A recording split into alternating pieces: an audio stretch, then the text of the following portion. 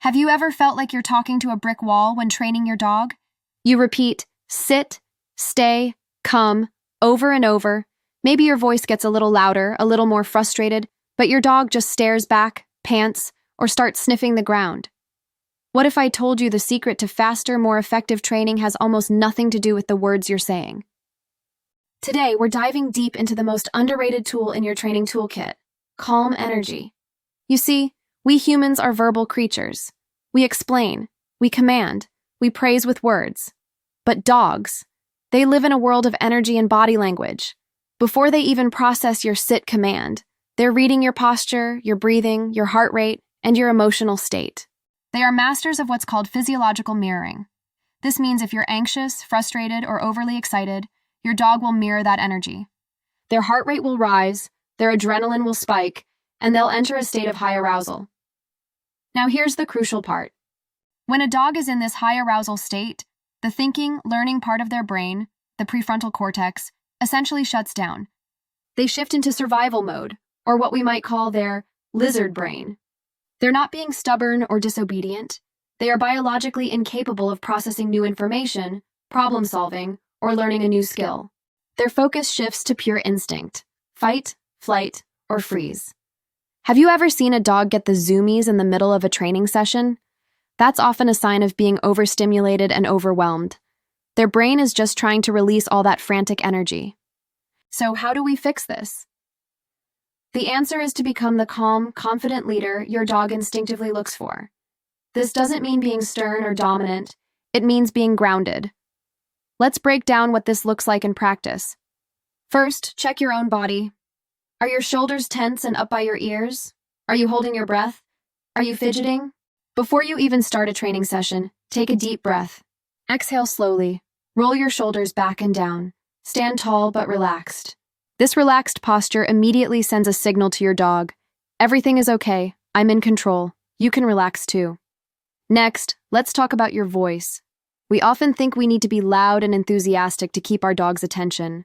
While happy praise is great, during the actual learning process, a frantic, high-pitched voice can be more distracting than helpful. Try using a calm, neutral tone. The command itself is just a sound cue. It's the energy behind it that gives it meaning. You'll be amazed at how much more attentive your dog becomes when you're not bombarding them with excited chatter. One of the most powerful tools of calm energy is intentional silence. This is a game changer. After you give a cue, like down, just wait. Don't repeat it. Don't start coaxing or pleading. Give your dog a moment. This pause is where the magic happens. It gives their brain the space to process what you asked. They might look at you, look at the floor, sniff a little. They're thinking. They're trying to figure out the puzzle. If you jump in and repeat the command, you interrupt that thought process and just add confusing noise. Patience is a form of communication. It tells your dog, I trust you to figure this out. Let's put it all together in a real-world scenario. Imagine you're teaching your dog to go to their bed. Instead of pointing frantically and saying, go to your bed, go on, bed, get in your bed, in a high, rushed voice, try this. Stand tall and relaxed. Take a calm breath. Point clearly and confidently towards the bed and say bed in a quiet, even tone, just once. Then you wait. Hold that calm, neutral posture. Your silence and stillness create a vacuum that your dog will want to fill. They'll look at you, look where you're pointing, and start to problem solve. When they finally make a move toward the bed, you can reward them calmly, maybe with a quiet yes and a treat. You're not creating a circus, you're creating a focused learning environment. This concept of calm leadership extends beyond formal training sessions. It's about how you move through your day. When you put on the leash for a walk, are you creating a frantic scramble of excitement, or are you calmly waiting for your dog to settle before clipping the leash on? When guests come to the door, are you shouting over the barking, adding to the chaos, or are you calmly and silently blocking the door with your body until your dog backs up and calms down? Every interaction is a training opportunity. By consistently projecting calm, predictable energy, you're teaching your dog that you are a safe and reliable leader. This feeling of safety is the foundation of a strong bond and a willing partnership. When your dog trusts that you have everything under control, they don't have to be on high alert all the time. They can relax and be a dog. This reduces anxiety, reactivity, and a whole host of other behavioral issues. It's not about being a drill sergeant, it's about being a lighthouse.